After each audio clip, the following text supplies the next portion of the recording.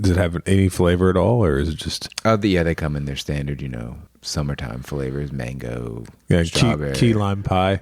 No, these are just fruits. Okay. Not yogurts.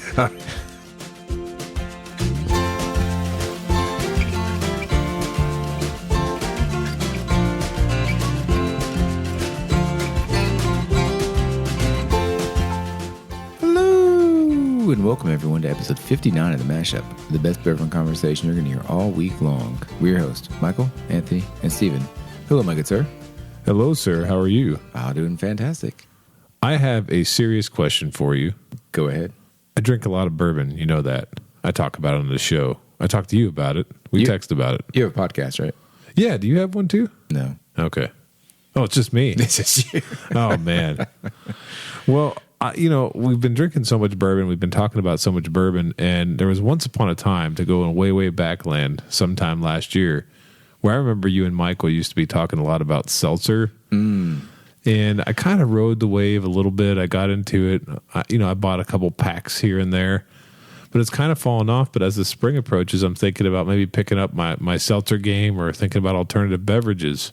I'm glad you brought this up because Okay. I've actually started to pregame a little bit for summer. Pre-game? Yeah, the temperature's been getting nice. The sun's been out. Yeah. I've been doing a little pre-gaming on my summer drinks. You taking already. your shirt off, running around the yard? I got to score a goal to start There you go, flinging, right? You got this 12-pack in your hand, running around with your shirt off. Well, some of them are 8-packs. So, Oh, 8-pack, yeah. Not my stomach, but the actual packs of yeah. So I have 3 go-tos that I've been going to right now. Okay.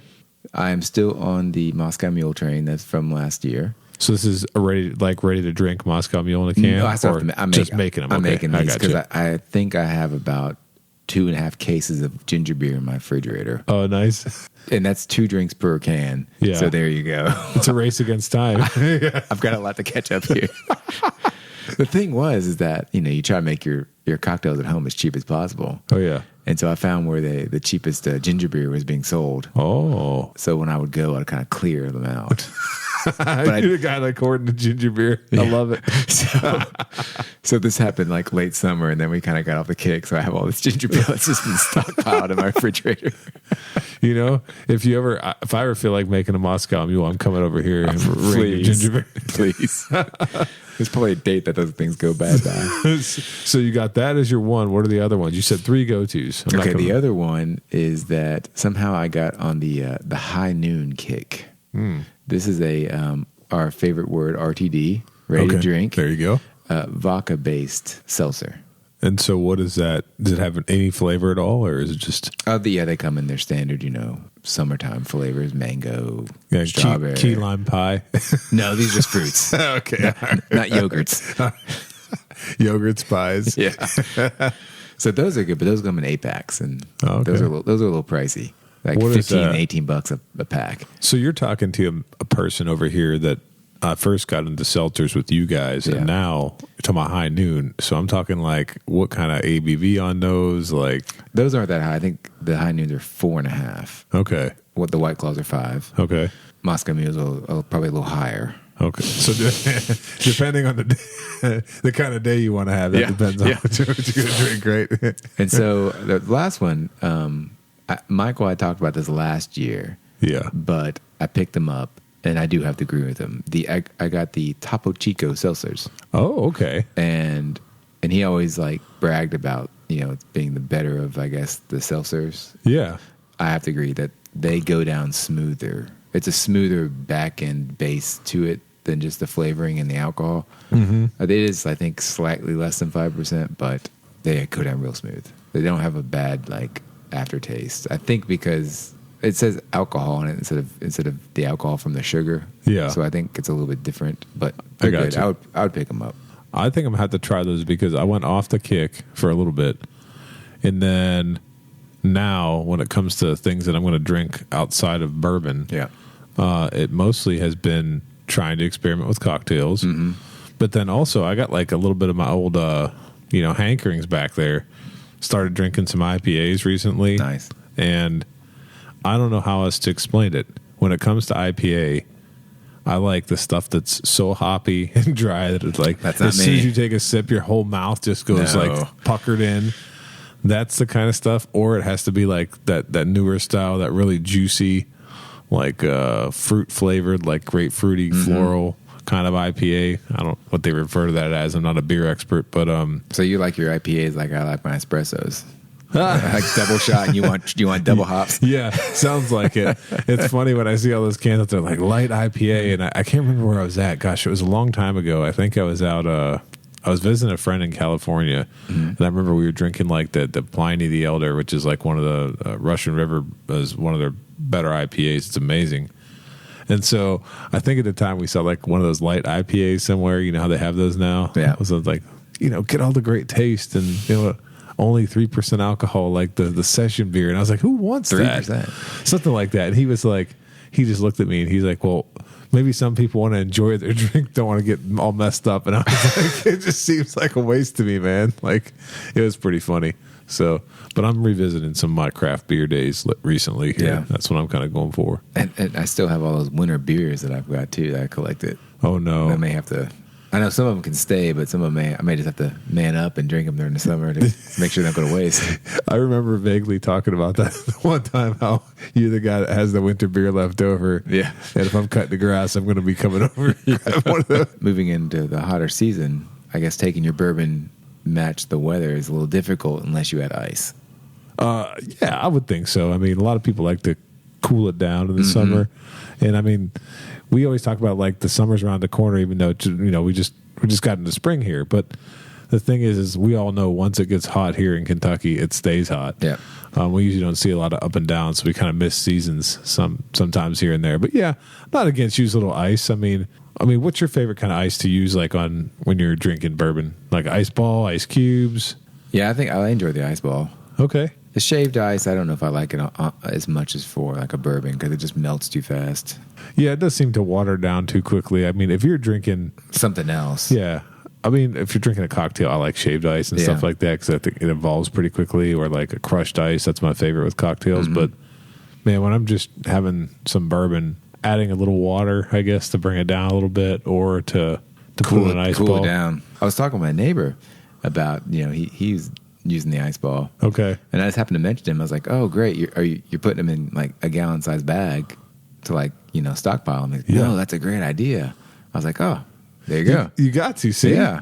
And did you just come up with that now, or no. just thinking like, or do you have a bag of ice in the? I used to, but then I think I cleaned it out a couple of years ago. Okay. I think I don't even know if I have an ice ball anymore. I think I just need to remake some. Well, that's the thing. If you don't have one of those, like, have you seen now they have like professional, like a ice maker that'll make ice balls for you and stuff, and then they have these other ones that are like $700. You like put the ice there, and it's metal, and it just makes the perfect ice ball. You've seen all that stuff? I think I'd rather buy a bottle than waste it on ice.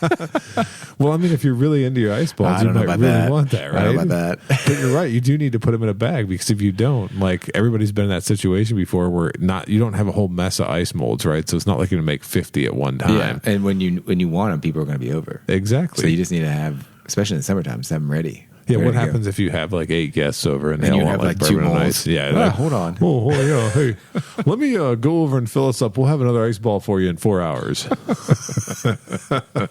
That'll happen at my house down the road, and I'll be in trouble.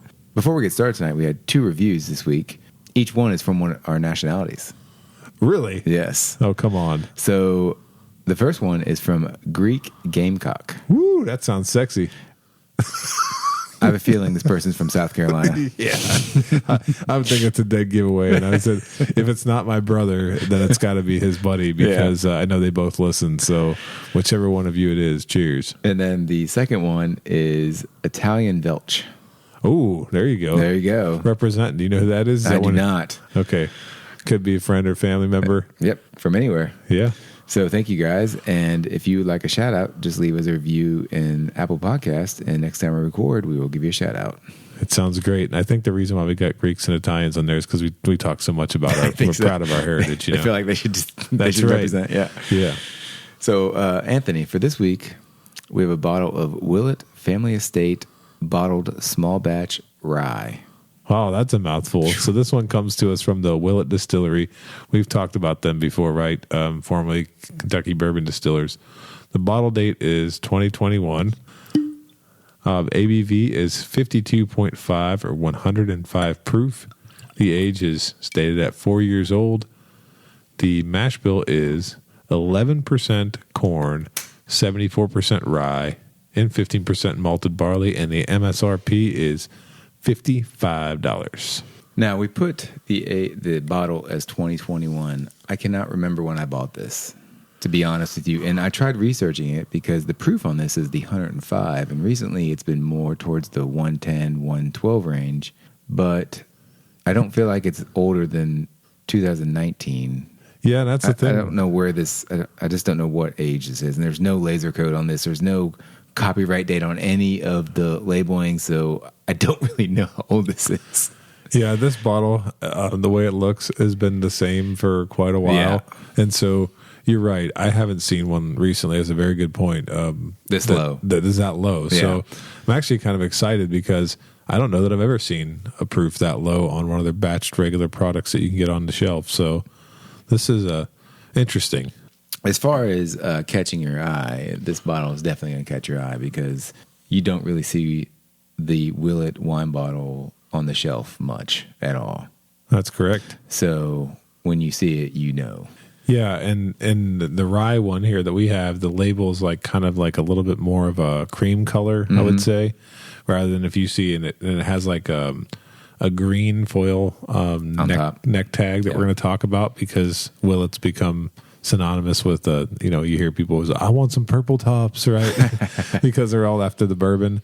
But this is probably their easily one of the most recognizable bottles when you see it, just because it's become almost iconic in a short amount of time. And as far as the label and then the proof bottle name, is that all the same for all of their vertical in this, or the only way you can tell different is just the color on top, or does the seal on the front change? As far as I know, the seal does not change. I think that the way you can usually identify, I'd say a more rare version of a Willett is they're usually hand numbered on the back. Okay. And they're really early bottles, but it had wax tops and things of that nature. So, but yeah, it's not going to look a whole lot different. In fact, I have seen people routinely online, somebody will take a picture and say, anything good to grab here? And the picture is fuzzy, but you can see a Willett in the picture. Oh, yeah. And so everybody will automatically ask, like, what's the front of that label say? Does it have a barrel number? Is it a single barrel? I mean, for this one being the rye, I think when they first bottled this, it was only a 2-year-old product. Then they bottled a 3-year-old. And then they sort of settled on 4 as their standard release. I think they've been releasing that since like 2017, maybe 18. Okay. Yeah. This bottle is pretty common on the shelves around here. You can usually walk into, I see a Kroger all the time. Yeah. It's just sitting there. They don't have many of them, but there's a couple of them that always seem to be there on the shelves. Yeah, everyone does seem to have it, and it still catches your eye every time you see it. I always get fooled by it. I was going up, looking at it. I'm like, oh, it's just 4 year. I was like, okay, but yeah, it's true. In some states, you don't see it sitting on the shelves like that. I mean, I don't know that they have distribution in every state, but it's far more common. If you're going to be somewhere out of state and you're going to see Willett's on the shelf, it's usually going to be one of these. This is a power play here by them because we previously talked about how companies put out their nicer products. They put them in the simple wine bottle. And here we have a 4-year-old bottle that's in a wine bottle. Yeah. So it's got high expectations to... Exactly. I always say that even though the wine bottle, we've talked about it in past episodes as being pretty simple, it's very classy and elegant. It's become sort of a symbol of quality, if you will. Well, should we go for our first notes? All right, I'm getting the basic caramel vanilla out of this. Yeah, definitely caramel for sure. But then I'm getting something that is just pretty powerful in it. And I'm getting raisin. Raisins, okay. Yeah. Yeah, I can pick up some raisins for sure. I think that I'm in the fruit category over here. I'm picking up a little apple as well. I agree with the apple. Pretty interesting because, usually when you start to get toward the higher, this is a high rye, right? No, they call this is this a low rye mash bill or the high rye? I think this might be the high rye. This is 74. So that's a high one. That's the high. Yeah. So usually when you get close to a high rye, you get a lot of, I wouldn't say fruit notes are the first things that pop into my head. Right. But it doesn't have that mint that I'm not really getting much mint that sometimes some of the ryes have at high rise, right? Yeah, no, if it's there, it's masked pretty well. It's masked behind, more of like, there's a little bit of ethanol, not going to lie. But for 105, it's pretty low. And yeah, definitely doesn't send the nostrils. It's kind of like a holiday spice. I'm also getting I think a new note that I haven't got before. And what's that? It's kind of a pulpy wood. Like, it's not char, but it smells young. Yep. But I'm getting wood, but it's wet wood, but I think it's more of a pulpy wood. That's a really good way to describe it, because I was just saying holiday spice, but I think you really hit the nail on the head. So it's like a fresh cut, saturated wood. Is kind of the way that I would. Yeah. So that pulp, for sure. So while we're nosing this, I was thinking about all the stuff that is going on at Willett. So I think I mentioned in a previous episode I'd only been there one time, and it was because I had fast fingers one day and I was able to pick up one of their limited bottles. Where is it at? So it's like real close to Heaven Hill. It's like pretty much like... I don't think I've been there. Okay, so it's in the Heaven Hill, Bardstown area right there. And when you're close, like you can see Heaven Hill before you see like this tucked away entrance that you got to go in. It's Willett, and you kind of drop the hill. I mean, it's really beautiful and picturesque type distillery. And I mean, honestly, I thought it'd be a bigger outfit. I didn't realize that it's still pretty small. Oh, really? Yeah. I mean, they got rick houses, bunch of stuff aging, but I'm not sure how long it's been open, but they have featured the bar at Willett. I wish it was open the day I was there. I was just there to pick up a bottle, and it was in the middle of COVID, so that wasn't good. But I have some friends who have been there, and they say that it's not just about the experience of being able to drink some really classic and rare Willett stuff, but it's about the food they serve there. It's supposed to be like a 5-star restaurant. Now, did they expand this during COVID? I think so. Okay, so it's one like every other distillery, they just put massive money into their distillery while COVID was going on. I'm pretty sure, because see, this is where I get in trouble with like the hardcore Willett heads that are like, they know everything there is to know about Willett. I'm not one of those people. But I remember seeing an email or something about them opening the bar at Willett, and then since then I've seen friends go there, and I'm always jealous of the stuff they're posting. I mean, the pictures of the food look awesome. I mean, probably go there, one of those places that every bit of the 8 pounds that I lost would come right back on in 5 minutes.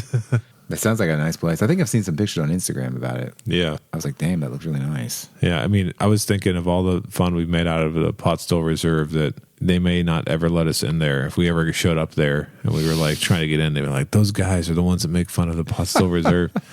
Get them out of here. So no, I mean, those 1.75 liter bottles of Pot Still would probably make great lamps. They would, you're right. Just go ahead and open them up and just empty them. Yeah, just dump it and dump everything and just, out. Clean it out, and then make a nice lamp out of it. Before we get carried away here, should we go for our first taste? Let's do it. I heard it through the grapevine. You still picking up those raisins? I'm still picking up raisins. Holy cow. Okay. So I mentioned this to you, and it just hit me full circle right now. So we didn't smell a whole lot of mint. Still? Oh, no. Oh, God. Thank God I didn't get pot still. I got blasted with like eucalyptus. Eucalyptus? Yeah. Damn. Like massive amounts of like, and I don't taste that very often, like that strong in a rye. So you know how there's some people like generically say it's mint? No, this is straight like eucalyptus with the raisin that you're talking about. I'm getting raisin, and I'm getting like a super juicy raisin. Like, it's weird. I can feel the texture in my mouth. I'm just chewing on it. Pop. There's something else in there. I don't know if it's the I mean, I assume it's eucalyptus, and I know what it smells like, but I can't place it. I'm having a hard time remembering too what I was thinking about when I was tasting this, but I definitely know that mint is dominating the back end of the palate to me. It drinks easy for 105. Yeah, definitely. Yeah, I mean, there's some heat in the back. Yeah, but it's got almost a sweet. It's got a nice finish. It's got a nice finish, and it's nice, and it's kind of almost got a sweetness. It's not like that raisin that's in there. Yeah, no, it is really. I mean, I'm not used to this. Like I said again, this high rye having that fruit forward kind of nature to it. I think the finish is all minty, woody kind of. I doubt this would translate, but I think if you made some raisin bread and you made the glaze with this. Oh yeah. I'm sure it would all burn out and to be the most expensive glaze ever. But kind of like a rum cake, Yeah, you might get a couple of those notes come over. I don't know anything about making a glaze, so it does sound like it'd be good though. I had a moment the other day. I was cooking a steak and I thought to myself, like, I wonder if I made like a bourbon butter glaze and I put it on here, what it would taste like. And I was like, how would I even make that glaze? I have no idea. Mouthfeel wise, this is not like as thick as some of the ryes I've had. It's kind of thin, but it still tastes complex though. Yeah. This is our fourth Willett product, correct? Yeah, that's right. I had to think about that for a second. So they are pot still. Yep, pot still. Blackened. Yep. And then Noah's Mill. I always forget that one. Noah's Mill is the other one. Yeah. So I'm thinking back on the track record. If we're thinking about, I mean, obviously you guys don't need to know pot still was a straight pass for everybody, and we've made fun of it nonstop ever since. And it's even gone a step further. Every time we see somebody post online that they're excited that they got it, we automatically text each other and say, look at this poor guy. Or gal, you know. And then I think on the Noah's, I think we tried it. Yeah, and then I think on the Blackened, I think we were all kind of surprised on it, and I think most of us bought it. Yeah, I think so. I'm trying to remember if it was a straight sweep. I think it was buy, all the way across. And so this one would be It's good. Yeah, it's pretty tasty. Yeah. And I'll just go ahead and say that I've been drinking the Willett Rye for quite a long time. I remember the first time I ever got a bottle of this was probably our 2 or 3 year version. I think it was actually 2. And at that time, I remember it tasting very zest forward and very like orange. Okay. Yeah, and like those kind of notes, which I've gotten from ryes before. And actually bought a bottle for my brother, I remember, and gave it to him. And he said he liked it too. But, you know, that's how long. That's probably been since 2015, maybe. Was that Greek Gamecock? I don't know. Okay. Yeah, we can't tell. Like I said, it's one or the other. Yeah. I didn't bother to ask. I should have asked. I could have just... Show prep, man. Show prep. There you go. Show prep. Damn it. So, Anthony, would you pass, try, or buy on the Willett Family Estate bottled small batch rye? All right. So this is going to be fairly straightforward for me. I really like this bottle when it used to cost between $40 and $45. It was a steal to me at that price point. Now that it's crept up to $55, sometimes you can still find it discounted for like $49.99. Yeah. So I'm going to be a buy actually on this, and I'm a buy only if you're right at $50. If this thing starts creeping up to like $60, $70, unfortunately for it, it will have punted itself out of any consideration for me because there's just so many good ryes that are under $50. Yeah. And so for me, that's a cutoff. I think this is a really solid, serviceable rye, and I know it's going to create a little bit of controversy in the little small bourbon circles that I run in because I know a lot of friends that do not like this at all. You know, coming into this, I always heard some not bad things, but like kind of negative things towards this 4-year rye. That it's kind of clouded my judgment a little bit because just what I was going to expect out of it. But it is in the bottle. The wine bottle, so yeah, it has that for going for it. Does it make you feel good having it on a shelf? Actually, it does. There you go. See, yeah, that's just a simple classic bottle. It's like it looks very regal. In the kind of in the back row, and something you can talk about instantly. Yeah, I agree with you on basically everything you said. Okay, I think I would be a buy on this at the lower price. The point, sadly, I think this bottle ended up costing me like $63. Really? I think I specifically remember this because at the time, I think I was texting you guys, or maybe you guys didn't reply, and I went ahead and bought it, and then I found out I kind of overpaid for it. Do you remember where you overpaid for it? Kroger. Okay. Yeah. I thought you were going to say Total Wine. No. I can't give you any ammo for that. Oh man! All right. Yeah, I mean, it kind of gives you a unique taste of raisin. Like we haven't really come across that yet. Well, I think I can't remember what week was it. 1 or 2 weeks ago, I picked it up on something, but it wasn't as strong as this by no means. It was like an afterthought almost. It was almost like I think I might be tasting that. With this, it's like it's right there in your face. Oh, it's right there, and it's nice because you taste it, but you taste it with the 105 proof. Mm-hmm.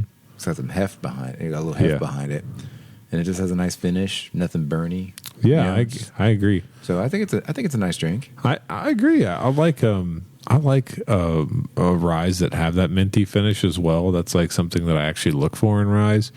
I mean, sometimes you get ryes tasting all different kind of ways. Yeah. And that's, usually what the secondary grains are and how long it's been aged and things like that. But it's this is pleasurable. I can't say I did have one of these recently. I'm trying to remember who that was. I think I bought one from the depot, giving the depot all kinds of shout outs. Somebody bought one and said, I hate it. So I got it for like $35 and drank that. Sure. And it was tasty. That's a good price. Yeah. And it was really good, but I think this one at the lower proof is actually better. Really? I think that one was like 110.2 or something like that. Maybe 110.4. And at this lower proof, I like it actually better a whole lot. And makes me wonder about the variation too. That's the other thing. Like, if I tasted this a long time ago and I remember zest and stuff like that, now I'm tasting it tastes like this thing's going to evolve. And of course, you and I have tried, I think it was a 7-year rye, right? Yes. And that was fantastic. Yeah, that was good. That was actually my first, besides pot still many years ago, that was actually my first real Willett experience. That's true, yeah. And I came away from it very, very pleased. There you go. I remember that one being a lot more like caramel forward, though, and almost like... And it was a lot higher proof, 120, 130. Yeah. It was bottled at higher proof, yep, for sure. So that's interesting. So I think right now, like, we're bucking the system a little bit. People love their Willett bourbon. They talk crap about the rye, but it looks like we're giving the rye a vote of confidence, considering we hit the black end with the Madeira cask finish. Now, of course, this is all on this 105 proof bottle. I don't know what the newer ones are. Are the newer ones, since they're higher proof, are they the same price? I mean, I know it's just 5 or 6 points higher, but yeah, I mean, they've all been the same price. They're all under the same SKU. So as far as I know, they're all Finish up tonight. A little interesting Kentucky legislation that happened. I know we're not going to get political here. Oh, of course not. But I think it was House Bill 500 that has passed or is very close to passing. Oh, no, it definitely passed. And I will start off and tell you, I know absolutely nothing about this other than the fact that I have heard initially from a small store owner, a big store employee, a couple other people that know what they're talking about, and they've all said that, yes, in the short term, all well and good, but will this make the distilleries have more control over the product to the point where they cut back barrel picks for groups and for retail and cut back bottles, because now they can sell more of their stuff at the distillery. And so why even go through distribution and have it to the retail shops, right? Well, let's step back for a second. So I believe House Bill, if it is 500, before when distillers did picks, they had to go through basically a major store or an outfit to do it, correct? Yeah, like, so if we're going there as a group, we got to go there with some entity that's able to get us the bottles. Right. I don't think we can just go in there as, Joe Schmo and say, I would like a barrel of your finest whiskey, sir. So now, since this has passed, Joe Schmo, with his $1 million, can go in there and say, I want to do barrel pick, and he can invite himself or a couple people or a whole group, and they can do the pick, and they can sell to him directly. I think so. Yeah. Yeah, the way that I understood it, that's the way it's going to happen. So what it basically went from a big store could do picks to individuals could do picks. Yeah, and so again, it's going to sound like we're on the side of someone here, and the bottom line is I have little knowledge of how this actually impacts us. Remember, this is not going to affect us. Yeah, we're the novice people. So the only way it's going to affect us, if it comes down to it, is that if it does affect retail, then it's going to ultimately affect us, because it's already hard enough to get certain kinds of bottles, and if it affects retail that much, then it'll get worse. But a lot of bourbon's being made. We always talk about if the bubble could or couldn't burst. I don't know. I don't think it will in the short term, but it's interesting to think about. So I don't know. Yeah, it'd be interesting. Like you said, I didn't think about the thing. They're already, I think right now, distilleries are having a hard time, getting groups and places picks, right? It's kind of a backlog. I think there's always been a backlog, but I think it's been exacerbated by the glass shortage, and then I'm not sure what else. Like, the other thing that I was talking to people about the other day was the fact that a lot of these picks, when people used to make them, whether it was at Wild Turkey or Four Roses or whatever, they were always 10-year or above in age. Mm-hmm. Now even Knob Creek, Russell's, a lot of places 8 and 9-year-old, barely 10-year-old stuff. And so it seems like the picks are getting younger too, which is also kind of strange. Which is also crappy. Yeah. So there's a lot of weird things. And then think about this, just to give you a comparison, I don't know if one affects the other, because I really don't know how the distribution works. But Heaven Hill has been releasing, they've been doing a good job too of releasing like a lot of limited product at the distillery.